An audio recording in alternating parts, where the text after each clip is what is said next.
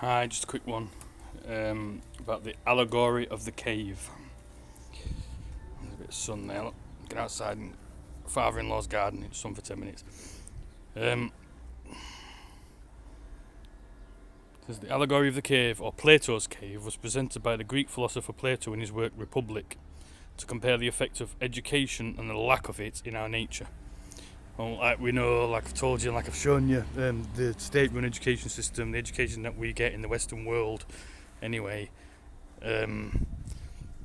it's not an education. It's a domestication. The true education is the liberal arts, trivium, the quadrivium. So we've got a lack of education in this country. Nobody's educated. They think they are, but they're not. They're indoctrinated, they're domesticated through the education system. It is written as a dialogue between Plato's brother Glaucon, I don't know if I pronounced that right, I don't know, and his mentor Socrates, narrated by the latter. The allegory is present after the analogy of the sun and the analogy of the divided line. All three are characterized in relation to dialectic at the end of books 7 and 8. Plato has Socrates describe a group of people who have lived chained to the wall of a cave all of their lives, facing a blank wall. The people watch shadows projected on the wall from objects passing in front of a fire behind them, and give names to these shadows. The shadows are the prisoner's reality. So when you watch TV, your education system, the television, stuff like that, that's the shadows on the wall, and that's people's reality. People believe everything they see on the TV. It's just the shadows on the wall, right? Socrates explains how the philosopher is like a prisoner who is freed from the cave and comes to understand that the shadows on the wall are not reality at all. Like people like myself have come to realise that the education system are the shadows on the wall. The television's the shadows on the wall, and people like myself have come to understand that that's not reality at all. Yeah, that we don't live on a globe. Everything they tell you on the TV and that, it's just shadows on the wall. It's not reality. Where are we? For he can perceive the true form of reality rather than the manufactured reality that is the shadows seen by the prisoners. Right? So we were all prisoners, watching the shadows on the wall, watching the television, the education system, everything else. And because a load of people have broke out of that psychological prison and know that that's not reality, they've actually locked everyone down for real now into their houses and everything under the guise of a virus. Yeah. The inmates of this place do not even desire to leave their prison. We've got that with all these people out there now that are defending it to the death, you know what I mean? They don't want to leave the prison. They haven't got desire to leave their prison, for they know no better life. Yeah. The prisoners managed to break their bonds one day and discover that their reality was not what they thought it was. They discovered the sun, which Plato uses as an analogy for the fire that man cannot see behind. Like the fire that casts light on the walls of the cave, the human condition is forever bound to the impressions that are received through the senses. Even if these interpretations are in Kantian terminology, I don't know if I've said that right, Kantian, intuitions, an absurd misrepresentation of reality, we cannot somehow break free from the bonds of our human condition. We cannot free ourselves from phenomenal state, just as the prisoners could not free themselves from their chains.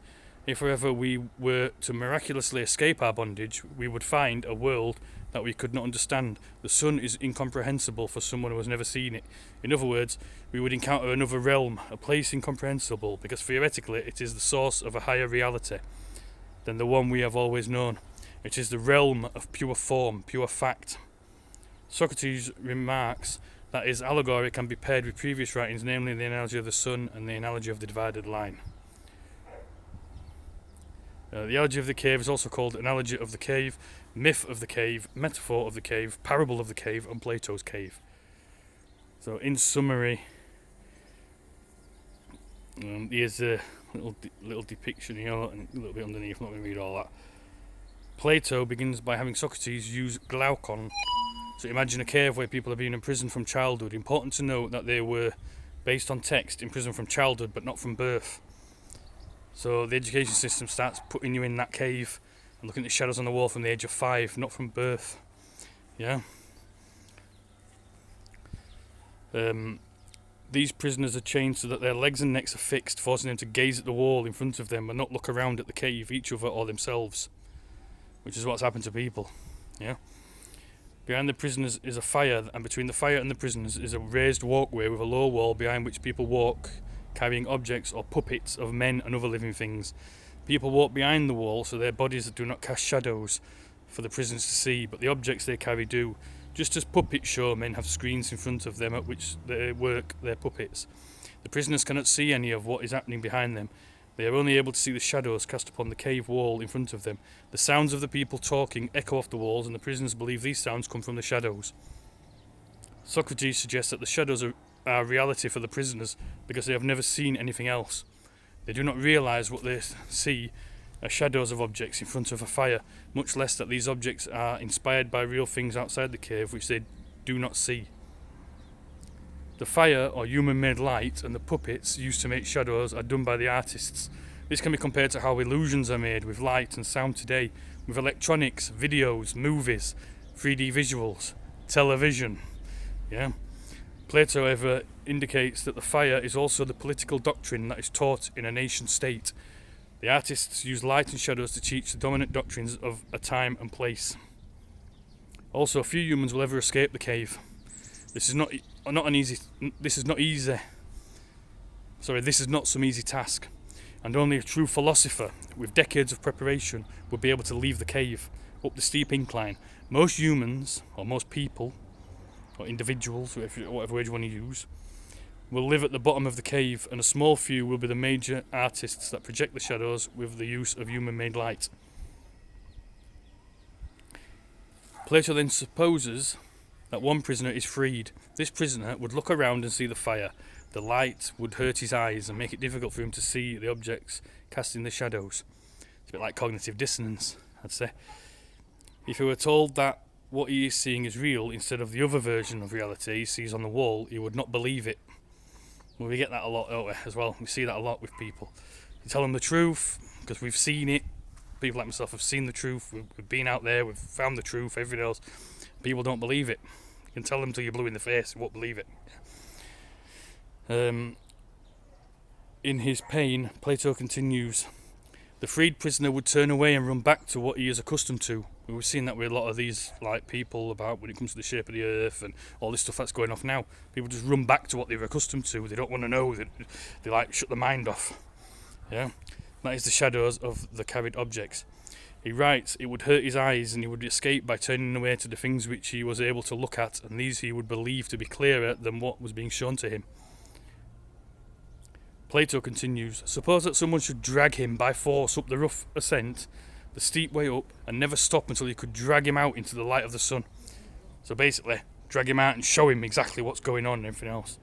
The prisoner would be angry and in pain. That's your cognitive dissonance again. Yeah, fight or flight, get angry, all that sort of stuff. Yeah, and this would only worsen when the radiant light of the sun overwhelms his eyes and blinds him. Well, you can say that about the truth. I mean, it doesn't have to be the sun. Slowly his eyes adjust to the light of the sun. First he can only see shadows, gradually he can see the reflections of people and things in water, and then later see the people and things themselves. So eventually he'll get it in there and he'll learn it, he'll come round to the idea. Yeah. Eventually he's able to look at the stars, the moon at night, until finally he can look upon the sun itself. Only after he can look straight at the sun is he able to reason about it and what it is. See the allegory of the sun, which goes near the end of the Republic, Book 6. And then it's about return to the cave, and we'll do that in the next one. Return to the cave. Alright, thank you. Bye.